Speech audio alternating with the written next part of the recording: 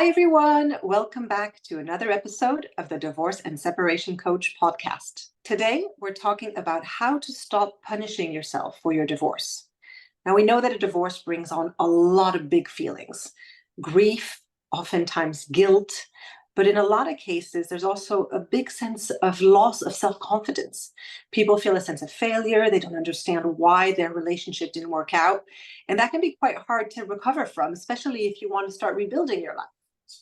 So it's a topic that I thought would be really interesting to discuss. And to talk about that, I've invited Alia Jamal, aka the Love Coach. Welcome, Alia. Thank you so much, Chloe, for having me. I'm so grateful to be here and also for the opportunity to share whatever Well, we'll thank be you for talking about joining. today.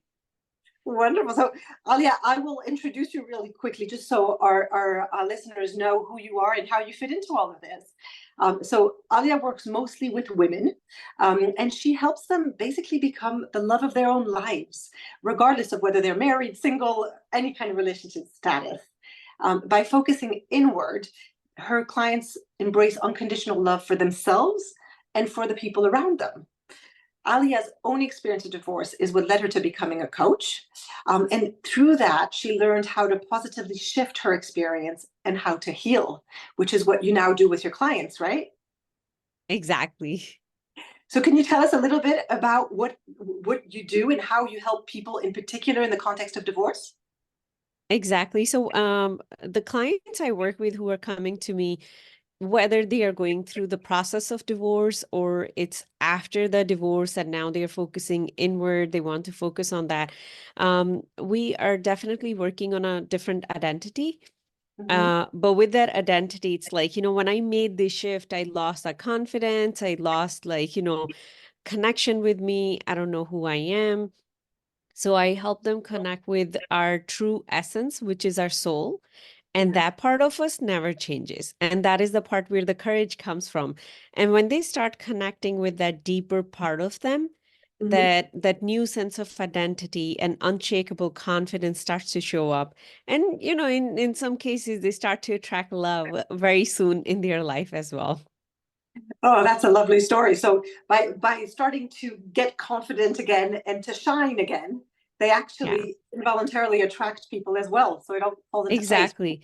I mean, divorce is a very dark time because it's a kind of a death that we go through. It's a death of a relationship.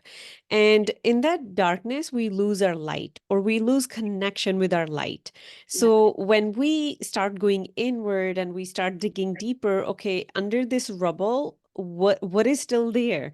And when Yeah. we find that light, light shines through us, we feel it. We feel like, okay, no, I have been whole the whole time. I was just in the illusion that I'm broken. When that realization happened, the people around us can feel that. And then, the partners outside of us can also feel that. Yeah, that's true. It's true that in a lot of cases, I see a lot of my clients who have been married a really long time, and actually they don't know who they are on their own anymore. And rediscovering Exactly. yourself is a really important part of the healing. Yeah. And that is something I had to work through too, because I was with my ex since we were 17. So we kind of grew up together. And after 18 years of relationship, I had no idea who I am. Hmm. If I'm not in that relationship, if that is not my best friend anymore, who I am. Yeah, absolutely. I completely agree. Yeah. So you touched upon it a little bit, and I know I did a bit in the introduction as well. But could you share a little bit with us your own journey and Yeah. how you became a love coach? So my journey really started in 2015, when he came and told me he's seeing somebody else, but he does not have intention to leave me or the other person. He just needed maybe some time to navigate through some weird emotions, but for me, that was a crack in the universe. Life, as if I knew it, stopped making sense to me, and that led to depression, becoming suicidal. So once I started going for therapy and I started receiving help for myself and I'm going inward, I'm seeing what is misaligned within me. I Yeah, discovered there's like nothing left within me. I just gave, gave, gave. And with time, I realized what a big blessing that has been. That one event that was very painful, what big blessing it has been. And with time, I learned different coaching modalities. I started learning energy healing, still learning a lot of stuff. But as I moved through that journey of healing, I realized that I wasn't even in touch with myself anymore. I was living outwardly. I was living for other people, for other things. Yeah. And that is what made me empty and dry inside. And this had to happen for me to find that person within me. So by the time I filed for divorce, I would say I was pretty much healed, like healed enough that I can go for it. So it was a very happy and, amicable divorce, very easy experience. But after that, after it's like, I have gone through this ship, that is when I think the real deeper stuff hit me. I became very emotionally unstable. There Mhm. was a lot of crying. There was like, I can't even get out of bed. It's almost like, now a boulder was sitting on me. That Mhm. is when the real deeper work, I think, started happening. Because when we are going through that crisis, when we're still sharing the same space with that person, we're not in a place to go too deep. Because Mhm. when we do go too deep, we do become more unstable and we need to stay in a survival mode for us to get to the other side. Yeah. So I would say I'm blessed that I was able to receive the support and I was able to go so much deeper within me that I could truly, it seems like I have touched my soul. And now that's inseparable. Now nobody can come ever between me and my soul. And that is the unshakable relationship I help my clients to create. So now I'm not afraid of falling in love. I'm not afraid of someone else is going to do with the same thing with me because the level of trust and acceptance is there. It is so much deeper than I think if I would have just done superficial work and didn't go that deep, it would be different. I will still be thinking, but what if the next person does the same thing? Like, the trust won't be there. But now that, I'm in the dating world, I find myself to be quite fearless, which is good. I think it's wonderful how, a really difficult period of your life ended up having such a positive impact ultimately. And it really goes to show that even bad things that happen for a reason and they're part of Exactly. our journey. Yeah. In my personal experience, I have come to learn this thing. There's no bad experience. It's bad because we are judging it, because Mm, it's painful. yeah. And when I judge it, like, why am I in this? And, divorce, no matter where you go in the world, it has its own stigma. Nobody, wants to talk to you after that. We all have experience. You lose your friends, you stop getting invitations, all kind of stuff.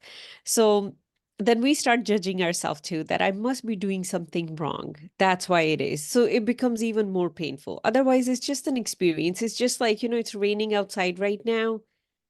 I'm going through divorce right now. Same thing. So acceptance is a big part of how you navigate the experience. Exactly. Accepting that, it must be good. And I Yeah. think that's where like I study universal laws and I'm doing PhD in metaphysics. So just studying how the universe is structured, Mhm. realizing nothing, not even a leaf moves in this universe that's not for good. That's not for more life. So if I'm going through divorce or if I am sick or if I'm going through a financial challenge, it has to be for a better tomorrow. And for those of us we who have experienced it, we stuck the course, we have seen many times in our lives bad things happen, crazy stuff happen. We got into a car accident and then, you know, in the hindsight, we can see it was for our own good. Like Yes. something beautiful came out of it. Yeah. I love that philosophy. And so in terms of your clients, when they come to see you, what are the typical challenges that they're facing and what leads them to come to speak to you? So one of the challenges, they feel like the other person have hold on them. So I'm talking specifically somebody who has gone through divorce. They feel like that person can still control me. I'm Oh. still under that person's control. I don't have a control over me. Mhm. Um, so those are the things that they come to me. Like there was this one particular client, whenever her ex would call, just seeing the number or the name pop up will give her anxiety. Yeah. And then, there was another client who would like, I don't want to even hear his name. Mhm. I cannot even be in the same room. My kids have to be present, even if I'm in the same room. Otherwise, like I'll start having a panic attack. So we just went back to, of course, nobody's getting divorced because they were so happy. Definitely there was some kind of trauma involved. So in that trauma, when it's not healed, we feel trapped. Yeah. It's almost like a part of our soul gets trapped in time, way back into that past, and we feel like I don't have access to that. I'm not whole. I'm not complete. Something is missing. And this person is the one who has the strings. If I'm a puppet, they have the strings and they are controlling me. We feel overpowered. So I help them navigate that and get them to a place where they can be with the person alone, or however they can talk to that person. They are no longer having panic attacks, and they can maybe even help the other person understand themselves better. Yeah. Like the differences I have seen in my clients after going through this process, they just become that fearless woman who is not intimidated by her ex anymore. And then sometimes the ex is like, okay, like, who are you I now? wouldn't anymore. Especially when the kids are involved and they still have to talk about, like, the kid's situation and whatnot. So it's just reconnecting with that power, or realizing it's always been there. I think that is the massive shift that they see. And that naturally just brings like, okay, I can stand on my 2 feet. I Yeah. don't really need this person. Yeah, so that's what you were mentioning earlier around acceptance.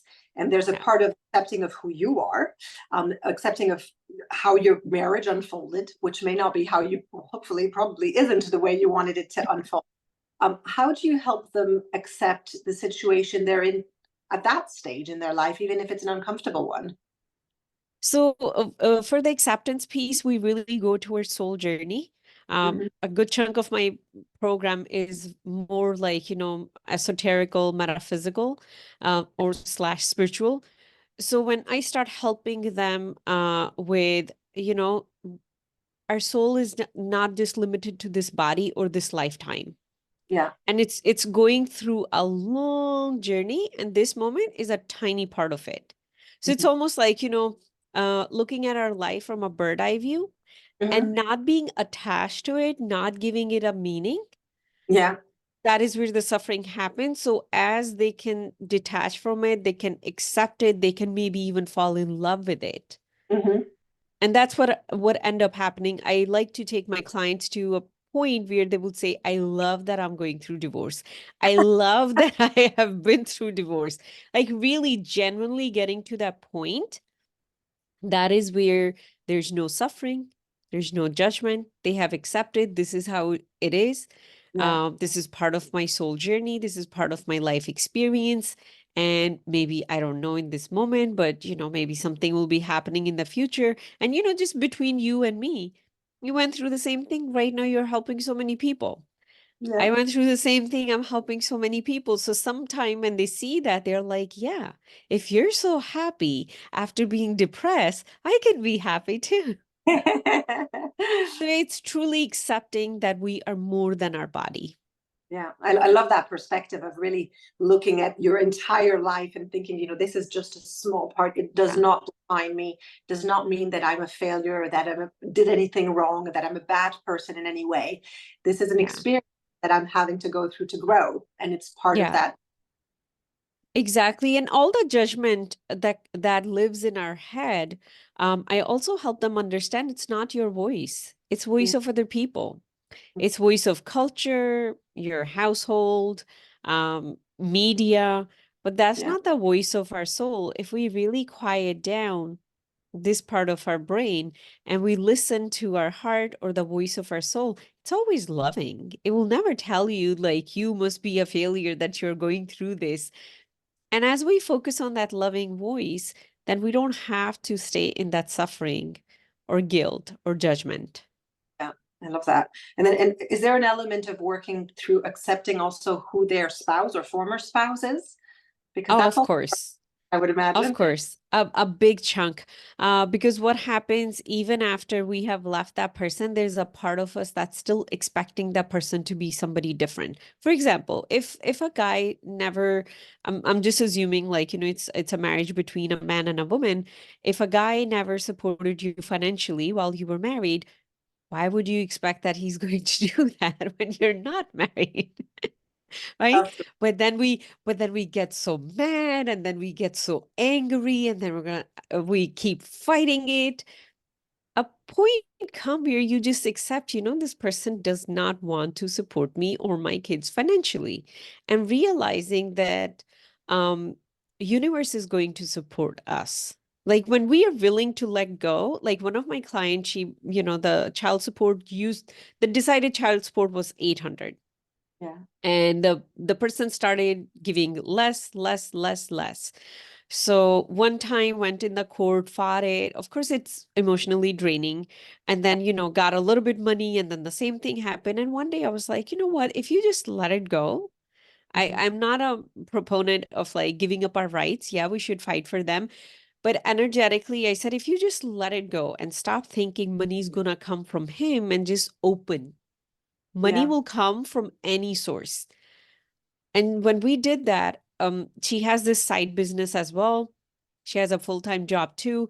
Business started doing good. She Mm. started having more ideas in the business that were generating income much faster. She also got two raises within 6 months on her Wow. job. And I was like, see, the same 800 is showing up from a different place, and you're not emotionally drained. And That's it. She's preserved once her health as well. Exactly. So when we accept that this is who this person is, and we don't need to change that, and our emotional or financial support can cannot or does not come from a human. It Yeah. comes from something much bigger than us, and it will always come. I think like that deeper connection just starts to I think it just helps us accept life in general and be less attached to physicality, or I want it this way. Because when we get into that, it's this way or no way, then it becomes difficult. Yes, absolutely. In the context of divorce and in life in general, Yeah. if you expect things to happen one way, you're pretty much sure they're not going to happen that way. So Yeah. except that you have no control and let it happen. But I Yeah. love what you're saying around old patterns as well, and it's so often that people think that they're going to get divorced and then they won't ever have to deal with that person again. But the same person, if you have children together, you're going to be interacting and realizing Exactly. that they are who they are, coming to that acceptance. Because I see clients who, years after their divorce, are still getting incredibly annoyed or incredibly hurt every time the other person is doing something. They've been doing it for years. Why are they hoping it's going to change? Yeah. Uh, and it I, can be I will quite. change I'll share a very quick story from my personal life around acceptance. So since my son was born, my son is 6 now, 10 now. When I went through divorce, he was 6. His dad had this phrase, I'm not a good mom. Oh, It used to drive me crazy. All he has to do, I'm not a good mother or something around it, and I will just blow up. So I was like, okay, we're getting divorced. It's going to be out of my head. I don't have to hear that. Of course, I had to hear that. And then I would get even more mad. And one day when I realized this is what's going on, and I was like, just accept that to him, you're a bad mother, and that's okay. yeah, It was such a beautiful, profound shift when I stopped looking for validation, because that is another thing happened. Even when we leave that person, we still look for validation from that person. yeah, And when I stopped looking for that validation from him, and I just started validating myself in that yeah, regard, now he cannot control me. And then I after that, I remember one time he said that, and I just said, and it's okay if I'm a bad mom. It was like a shock. It was just like the other person doesn't know what to do with it. So even now it's going on. My son was a little sick. I heard like how I am feeding him bad food and this and that. And one day I got like a whole thing about like, he needs this, he needs that. And I just said, I'm doing my best. And he was like, what do you mean by you're doing my best?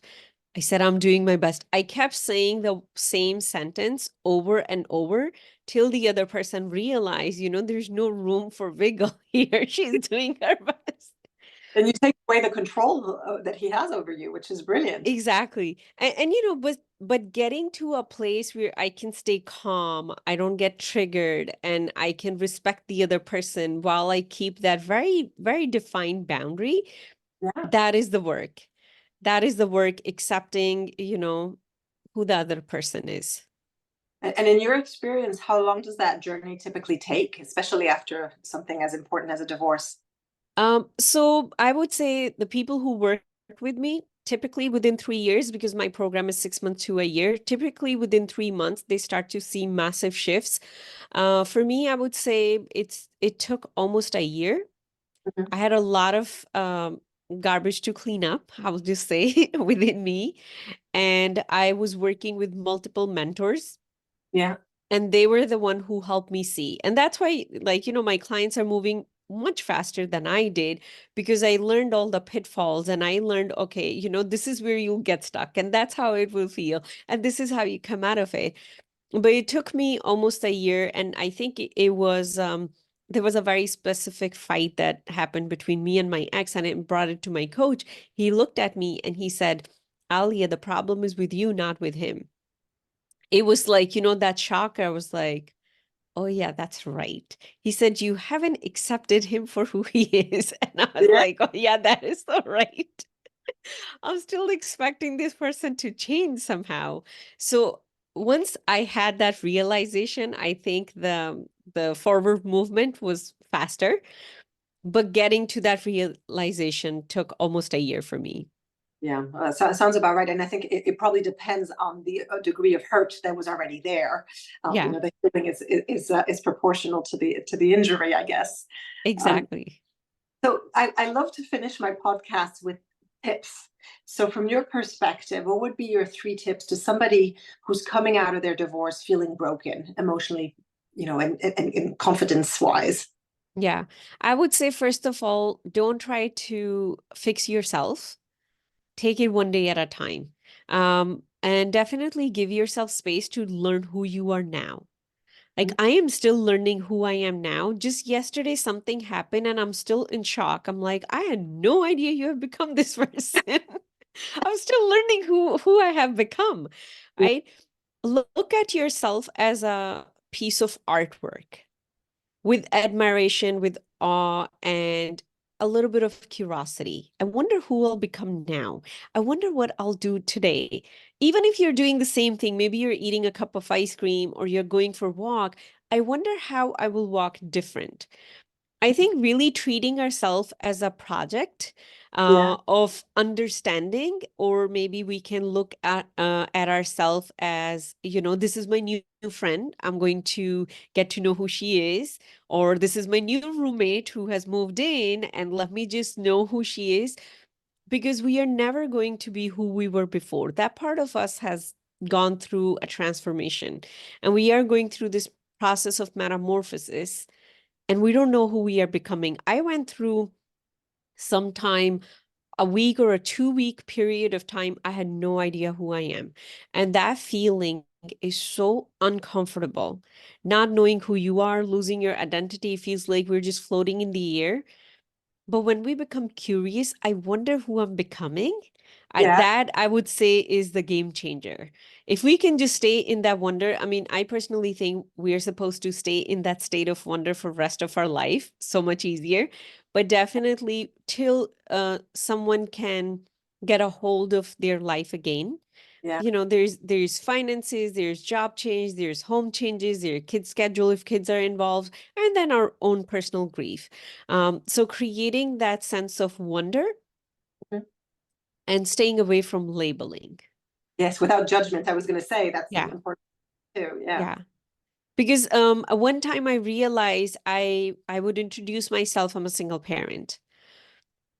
And then I would there would be a whole story. And once I became aware of that, I started saying I'm a single parent at the moment. Ah, different And story. then eventually I just took the whole thing out. I don't even mention I'm a single parent. I Mhm. don't even mention that I don't have a husband right now. It's just me and my kid. That's it. If someone asks, then I will share it. So that is a shift in what I'm telling myself. Because sometimes if I keep telling myself I'm a single parent by tonight, I will be drained. because I'll feel burdened by it. I'll feel alone. So I think really paying attention to what we are telling ourselves, because the world will tell us, like somebody will come to our face. It could be even family member who will say, "Hey, you're a loser. That's why your marriage didn't work out," and that's okay. But we cannot be that person. Yeah, that's great. So that was tip number one, or was that a combination of your three I tips? I think that was a combination of three tips. Okay. Give yourself space, look at yourself with wonder, and don't try to label.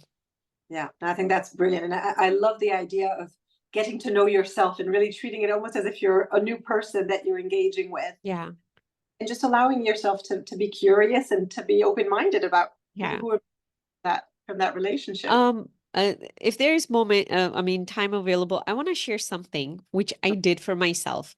So, when my wedding anniversary came, we were in the process of going through divorce.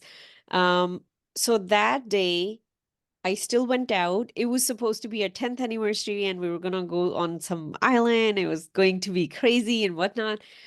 But I sat in my car during pandemic and I got like, some dessert and coffee for me.